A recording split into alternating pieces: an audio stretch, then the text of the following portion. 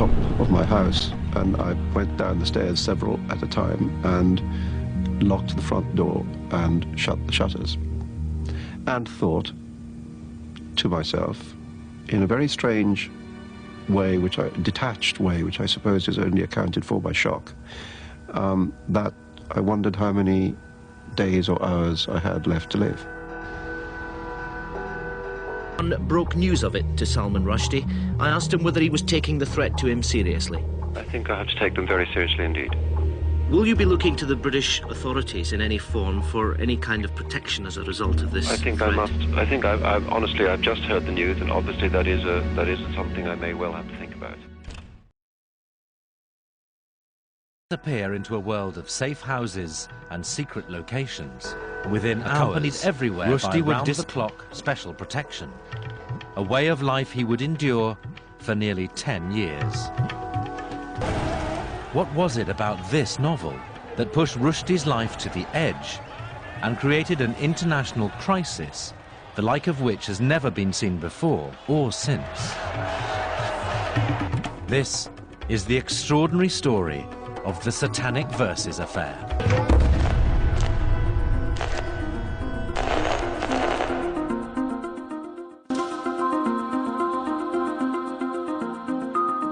Six months before the fatwa, Salman Rushdie was at the pinnacle of his career. His fourth novel was about to be published. He hoped it would repeat the success of his second, Midnight's Children. The winner of this year's Booker Prize is Salman Rushdie. And his third, Shame, also a bestseller. With literary acclaim, wealth, celebrity, and a glamorous American wife, Rushdie seemed to have it all. He just went to parties, as far as I can see, the whole time. He was sort of out every night, and he's got great, you know, social enthusiasm. And he really likes girls. And they really like him too, actually.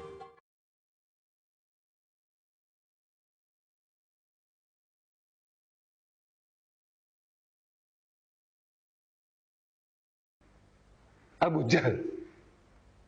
You know Abu Jahl? Very famous. He gave a lot of trouble to our Nabi Karim Sallallahu Alaihi Wasallam and the early Muslims. A lot of trouble. Abu Jahl. What is Abu Jahl? It means father of ignorance. He is the father of ignorance. Ignorance, and he is the father of it. Means the most ignorant fellow. Was he? No. He was the cleverest of the Arabs. Wallah, he was the cleverest. He was about one of the half a dozen in the whole of Arabia who could read and write. In the whole of Arabia, in the time of our Nabi Karim Sallallahu Alaihi Wasallam, there were only about half a dozen in the whole of Arabia who could read and write, and he was one of them. His real title was Abul Hikmah, father of wisdom. He's the wisest of the Arabs. But our Nabi Karim Sallallahu Alaihi Wasallam, seeing his stubbornness, his stubborn resistance to truth, that all his knowledge couldn't make him to see the light of truth, our Nabi Karim Sallallahu Alaihi Wasallam said, he is not Abul Hikmah, he is not the father of wisdom, he is Abu Jahl. And that nickname got stuck onto him, father of ignorance. But he was no ignorant fool. He was the shrewdest of the Arabs, Abu Jahl. So there were others also like him. The guy interjected while our Nabi Karim Sallallahu Alaihi Wasallam is delivering the message. He's reading on as Allah Bari Ta'ala is putting through him, through Akhi Jibreel, the Wahi, the revelation. سَإِنْ هِيَ إِلَّا أَسْمَاءٌ سَمَّيْتُمُوهَا. These are names that you have invented. Ha antum wa abaukum, you and your fathers. He's reading that on. But when he said, yeah, in here, that shaitan interjected, that human shaitan. He said, these are the daughters of God, and their intercession can be accepted. In Arabic, the interjection came. You see, these are the clever people. There's always types of things going on. In political meetings, most especially. It is said that Lloyd George, the Prime Minister, at one time Prime Minister of Britain, England, he was at a political meeting. And while he's delivering his talk, trying to get people to vote for him, Some clever devil, he interjected. He says, Lloyd, you know your father was a donkey cart driver. What's the connection? But this happens. Your father was a donkey cart driver.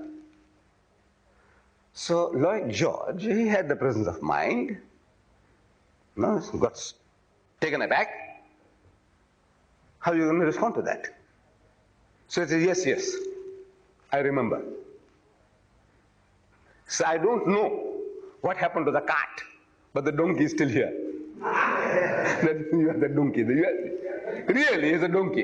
You are the devil. You see, the donkey is still here. The cart, I don't know what happened to the cart.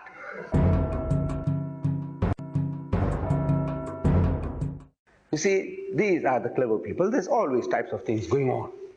In political meetings, most especially. It is said that Lloyd George, the Prime Minister, at one time Prime Minister of Britain, England, he was at a political meeting. And while he's delivering his talk, trying to get people to vote for him, some clever devil, he interjected.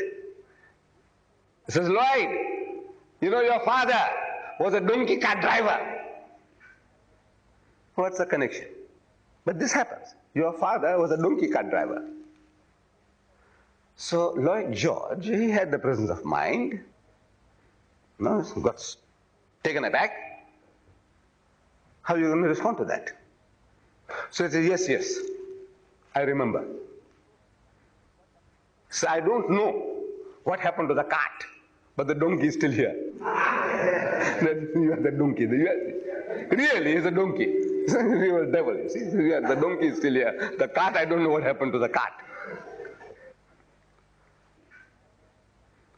So Allah Bari Ta'ala is carrying on with this. إِنْ هِيَ إِلَّا أَسْمَاءٌ سَمَّيْتُمُوهَا أَنْتُمْ وَآبَاؤُكُمْ مَا أَنزَلَ اللَّهُ بِهَا مِنْ سُلْطَانٍ, for which Allah has given you no authority, that you should attribute daughters to Allah. إِنْ يَتَّبِعُونَ إِلَّا الظَّنَّ, this is only conjecture, guesswork, your fiction, imagination. وَمَا تَهْوَى الْأَنفُسِ, your own ego, satisfying your own ego, your own desires. وَلَقَدْ جَاءَهُمْ مِنْ رَبِّهُمُ الْهُدَى. Whereas from the beginning, Allah Bari Ta'ala has given you knowledge, guidance about the right. You had received it, and yet you're going off the track. So now, while this thing is going on, and the interjection that took place, everybody couldn't hear the Prophet ﷺ because the crowd is big. It has attracted a lot of people. Some people heard our Nabi Karim ﷺ completing the ayah.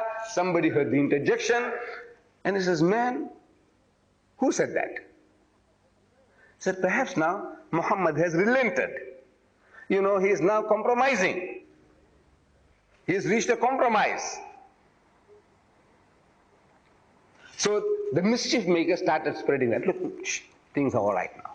Muhammad says now, look, you can worship Allah, and you can worship Allah, Al-Manat, Al-Uzza, you can ask them to intercede on your behalf. He says, man, you know, now look, now we're going to have peace among the Quraysh. Muhammad has made an honorable compromise. So this story reached, slowly, in time, it reached Abyssinia.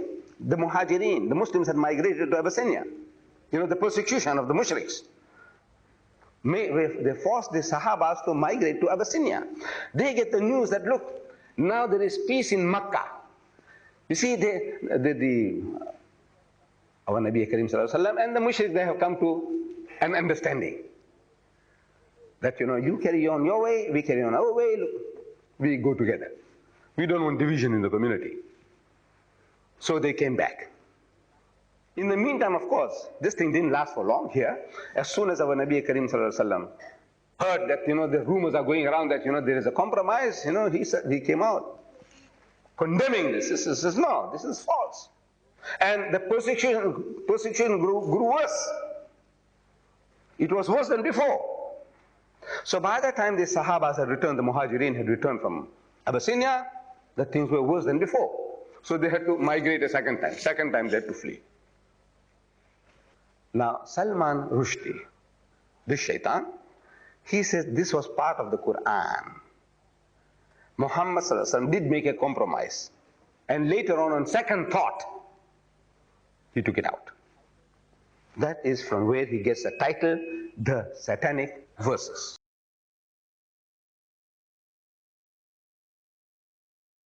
Allah says, is not the listener aware of what is in the book of Musa and in the book of Ibrahim, who fulfilled his engagements? Namely, that no bearer of burdens can bear the burden of another, and that every man will be rewarded or punished for what he has done. For the fruit of his own striving will soon be in front of everyone to see. Then will he be rewarded with the complete reward. And indeed, to Allah is the ultimate goal. For it is Allah who makes people laugh, and it is Allah who makes people cry. And it is Allah who makes people die, and it is Allah who gives them life. And indeed, it is Allah who created everything in pairs, male and female, from a seed that is lodged in its place. And it is Allah who has promised a second creation. This is the first creation. Allah has promised the second creation. And it is Allah who gives wealth and satisfaction. And it is Allah who is the Lord of the mighty Sirius, the star in the sky, the mighty Sirius. And it is Allah who destroyed the ancient people of Ad and the people of Thamud. They too are not around. And before them even the people of Nuh, for indeed they were the most unjust and the most insolent of transgressors. And it is Allah who destroyed the overthrown cities, here the scholars say of Sodom and Gomorrah, so that the ruins have covered them up. Then which of the signs of your Lord will you argue about? فَبِأَيِّ آلَاءِ رَبِّكَ تَتَمَارَى هَذَا نَذِيرٌ. This is a warner, the Prophet Muhammad ﷺ. Just like the warners of old, Allah has destroyed Ad and Thamud and Nuh. You are not any different. Allah has destroyed the people of all of these prophets. This prophet is the same vein as them. And the judgment is ever approaching, coming closer. None but Allah subhanahu wa ta'ala can reveal its time. أَفَمِنْ هَذَا الْحَدِيثِ تَعْجَبُونَ.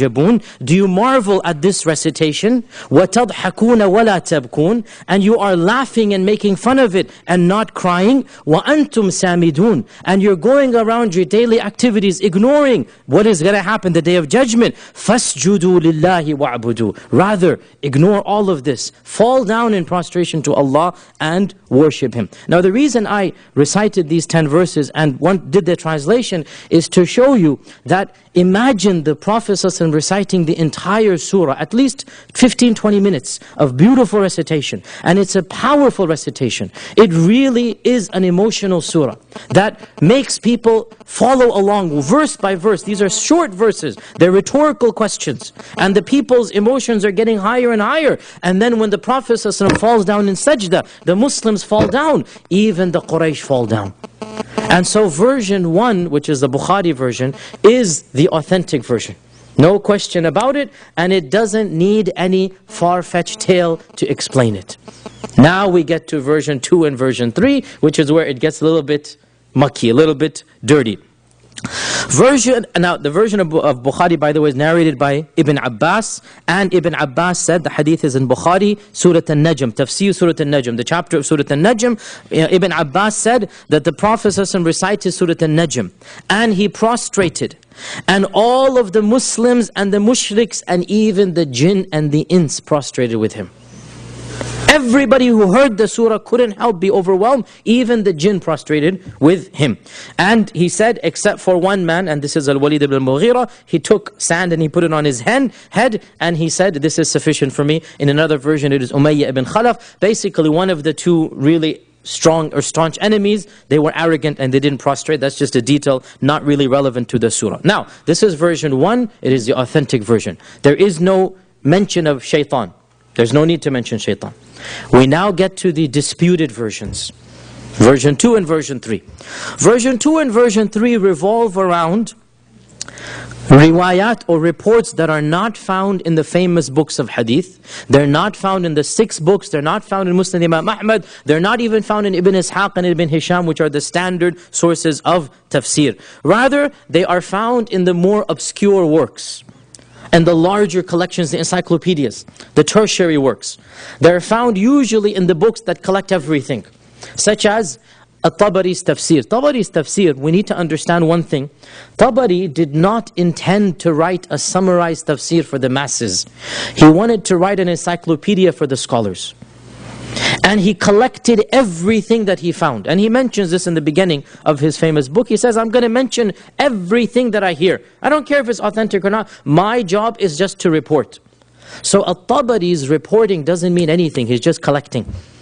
It's just like any unfiltered news source. It just narrates everything, right? At-Tabari is not Bukhari. Bukhari is a critical collector. Tabari is saying, I'm not a critical collector, I'm just collecting everything. And so these reports are found in Tabari in more obscure books that are not standard books, such as Al-Wahidis, Asbab al-Nuzul and others. And it mentions a story involving shaitan, involving Iblis. And because it involves Iblis, a Western researcher, one of the first researchers of this century to specialize in Islam, they were called Orientalists. His name is Sir William Muir. Sir William Muir, and he died 1905. He was the one who for the first time said, this is something, we'll call it the Satanic Verses. The name Satanic Verses is not found in the Quran and Sunnah. It's not found even in these weak narrations. It's found, or it's coined by a Western researcher, Sir William Muir. Sir William Muir is a Presbyterian minister who specialized in Islam, and he became one of the professors of Islam in Scotland, and he's a very famous Orientalist. This is 100 years ago. And he's written a very big book about the seerah in English. And it was one of the first books of seerah in the English language from a modern perspective, 100 years ago. And so he labeled the chapter, the Satanic Verses. So the term Satanic Verses comes from William Muir. The Islamic sources that do mention it, they call it Qissatul Gharaniq. And Gharaniq is the name of a bird. I tried to find out the equivalent. Modern Arab linguists have differed. What is the English equivalent of the bird? Is it the heron? Is it the pelican? Is it the crane? Some people have said it's a pelican. Some have said it is a crane. But it is a bird with a long neck. And some have said it is a heron, H-E-R-O-N. And others have said it is a pelican. But it is a bird with a long neck. So in Islamic sources, this is called the story of this bird. Qissatul Gharaniq. Why? We'll understand now. What is this story? So now let's talk about the two versions of the story. In essence, they're the same, but there's one crucial difference.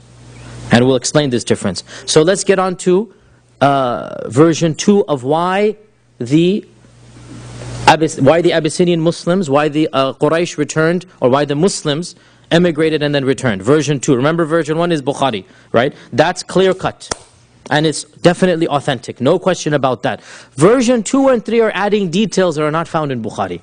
So we need to now discuss them. What is version 2? Version 2 is reported by At-Tabari in his tafsir. And it goes back to Urwa ibn Zubayr, the famous tabi'i. He's not a sahabi. And this is the main weakness, that Urwa never saw the Prophet ﷺ, and Urwa is not narrating from the Prophet ﷺ, so there's a missing link, right? And this is one of the biggest weaknesses right now. Urwa ibn Zubayr said that when Surah An-Najm was being recited, now pay attention to this. In the first page of Surah An-Najm, Allah subhanahu wa ta'ala says, I'll give you the ayah number right now, ayah number 19 and 20. Najm 19 and 20. أَفَرَأَيْتُمُ اللَّاتَ وَالْعُزَّى وَمَنَاةَ الثَّالِثَةَ الْأُخْرَى. Have you not seen Allat and Al-Uzza and the third of them, Manat? Have you not seen Allat and Al-Uzza and the third of them, Manath? What are these three? These are the three? The three gods, the three idols, right? Now, in the Quran, verse 17, have you not seen, verse 19, have you not seen Allat and Al-Uzza? Verse 20, and Manat, the third of them. Verse 21, are you going to get the females and you will give him the males? Remember, the Arabs look down at women, right? So Allah is telling them, so you give him what you discard. You're going to kill girls, and yet you want your Lord to have daughters. تِلْكَ إِذًا قِسْمَةٌ ضِيزَةٌ. What an unfair sharing. This is what the Quran says in front of us. Now, what is the story? You need to pay attention, a little bit of academic things here. So verse 19, verse 20. Have you seen Allat and Uzza and the third of them Manat? Urwa ibn Zubayr said, after verse number 20, Shaitan cried out. And he added 2 verses that were not in the Quran. And these verses were heard by the mushrikun but not by the Muslimun. Shaitan cried out in his own voice, in his own tongue, and he added 2 verses. Have you seen Allat and Al-Uzza and the third of them Manat? This is in the Quran. Then he added, تِلْكَ الْغَرَانِيقَ الْعُلَى وَإِنَّ شَفَاعَتَهُنَّ لَتُرْتَجَى. Gharaniq, this is where we get this from.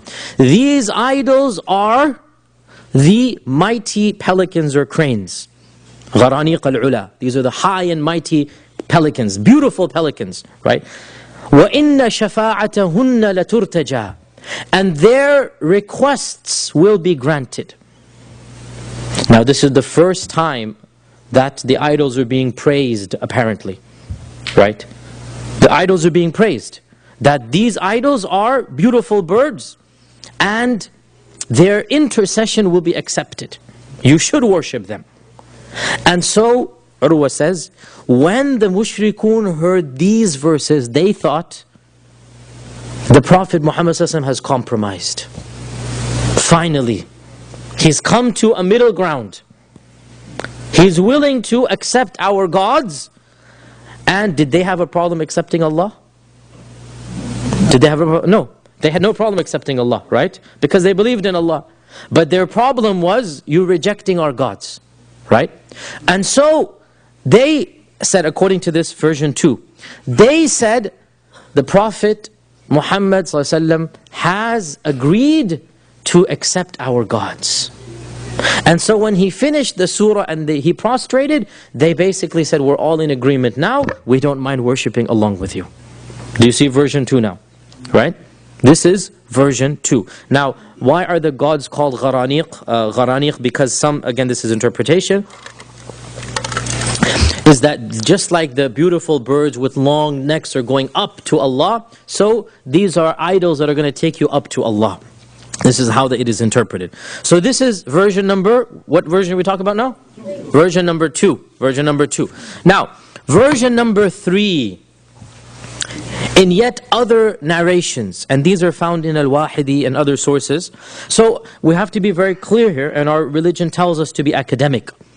The Satanic Verses story is not concocted by non-Muslims. It's found in some of our sources. We have to be very clear here, right?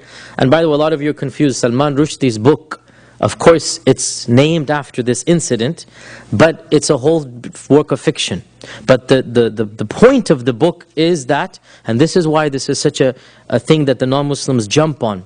Apparently, the Prophet ﷺ could not tell the difference between Jibreel and Shaitan, or at least he's reciting verses. Now, from the perspective of non-Muslims, if this story is true, what would this mean? That the Quran is obviously being changed per whim. And one day, the Prophet ﷺ, I'm just saying what they say, so that we understand as Muslims, so don't quote me on this, astaghfirullah, this is kufr to say, right? I'm just saying what they say. So, the Prophet ﷺ, a'udhu billah, I'm just saying what they say, tried to change his tactic, and said, let's see if this is going to work. And he decided to change from tawheed to shirk. And so he said, khalas, let's worship all the gods together. But then there was a backlash from the Muslims, and so he said, oh no, these weren't verses that I said, these were verses Shaitan said. Hence, Satanic Verses. Right? So from the perspective of non-Muslims, this story clearly proves to them that the Prophet ﷺ is, a'udhu billah, inventing the Quran. That's what they say. Right? And so he's just changing his theology one day to the next. As any leader, as any politician does, he sings the tune of the people. Right? One day he'll say this, one day he'll say that. So he's, according to them, changing his tune to get the people to come to him. Right? And so this is why this story is a very important story that we talk about it academically. And I have to say clearly, this story is not fabricated by non-Muslims, it's found in our sources. Right? And so they jump on it, and they then make a very big deal out of it. And this is something that we need to discuss academically. So this is version number 2. Version number 3 is even worse than the second one. In version 2, Shaitan recites out, and the people hear, correct? Version 3 is even worse. In version 3, the Prophet Muhammad ﷺ hears Shaitan's recitation and thinks it is Jibreel reciting to him. And he then, in his own tongue, recites أفرأيتم اللات والعزى ومناة الثالثة الأخرى تلك الغرانيق العلا وإن شفاعتهن لترتجى. Do you see the difference between 2 and 3 now? Right? And this is of course even worse because we are now saying, or those people who say this are saying that the Prophet couldn't tell the difference between Jibreel and Shaitan. And this is the premise of Salman Rushdi's book, that he begins the whole story with that. And it's a fictional book, but this is the premise. And he called the book Satanic Verses, and then that caused a whole furor. That's not relevant to our discussion. The book and what happened, that's a different discussion. We're interested in the actual story as found. Now, once again, we have to be academically true here. This is a version that is found in early Islamic Arabic sources. It's not something that I looked up myself to be on the 100% sure that this is not something they're inventing. It's something that is found. Some early books do mention it. So, we have now 3 versions of the story. The first version, Sahih al-Bukhari, and this is the version that is put in the 6 books and Muslim Imam Ahmed. In other words, from our perspective, basically the most authentic, the New York Times or whatever, the most authentic sources, they have this version. Then you get lower and lower in your authenticity, and then you have some details that are very strange. In version 2, the details say that Shaitan screamed out, and the mushrikun heard, and the Muslims didn't hear. Right? And so the Muslims didn't understand why the Quraysh prostrated. And they just thought that the power of the surah was that. In the third version, which is the most difficult for us to swallow, in the third version, Shaitan pretends to be basically, who? Jibreel. And when Jibreel is reciting the Quran, Shaitan throws in 2 verses. And the Prophet ﷺ could not tell the difference. And so the Prophet ﷺ recited those 2 verses in the middle. And then, when the Quraysh prostrated, according to these reports, Jibreel came back to him and said, "What did you recite?" And so the Prophet ﷺ recited with those 2 verses. And Jibreel said, "I never recited these 2 verses to you. I didn't come with these 2 verses." And the Prophet ﷺ became very depressed and very hurt that he thought that he was inventing this. And then Allah revealed, now this is another version of the surah, another version of the incident. Allah revealed Surah Hajj verse 52. Surah Hajj verse 52. Surah Hajj verse 52, what does it say? It's a very important verse, and according to this interpretation, it is linked to the Satanic Verses story. Surah Hajj verse 52 says, وَمَا أَرْسَلْنَا مِن قَبْلِكَ مِن رَسُولٍ وَلَا نَبِيٍّ إِلَّا إِذَا تَمَنَّى أَلْقَى الشَّيْطَانُ فِي أمنيته فينسخ الله ما يلقي الشيطان ثم يحكم الله آياته والله عليم حكيم. That never did we send before you a prophet or a messenger, except that when he إذا تمنى, when he, now here's what does tamanna mean? For now, let us just say it means to recite, even though there's another interpretation. One interpretation says when he recites, أَلْقَى الشَّيْطَانُ فِي أُمْنِيَّتِهِ, Shaitan adds something to his recitation. And then Allah abrogates the shaitanic recitation, and Allah affirms His own ayat. ثُمَّ يُحْكِمُ اللَّهُ آيَاتِهِ. For indeed Allah is all knowledgeable and Allah is all wise, so that the one that Shaitan said, or the thing that Shaitan said, will become a fitna for those who have a weak heart, and for those who have a disease in their hearts, and for those who have a hard heart. قَاسِيَةِ قُلُوبُهُمْ. Right? So Shaitanic revelations or Shaitanic verses will become a fitna, a test for those who have a disease in their hearts. Now, that's in Surah Al-Hajj. It's in there. So, according to this version, Shaitan actually succeeds in deceiving the Prophet Muhammad sallallahu alaihi wasallam, and the Prophet sallallahu alaihi wasallam recites Satanic verses, and Allah then corrects the Satanic verses, and the proper recitation is revealed, and therefore the Quraysh who initially said, okay, let's all join hands, they say, no, we're not going to join hands. And so this reaches the Muslims of Abyssinia, and then they return. Now, let us spend a little bit of time, academic study. Let's look at these three reports. There is no question that the first report is authentic. It is in Bukhari. The issue comes, of course, those who follow the second or third opinion don't find a contradiction in Bukhari, and this because the gist of the story, Bukhari has an outline. He recited Surah An-Najm, everybody prostrated. Version 2 and 3 can accept this outline, correct? Right? So Bukhari's version doesn't contradict version 2 and 3.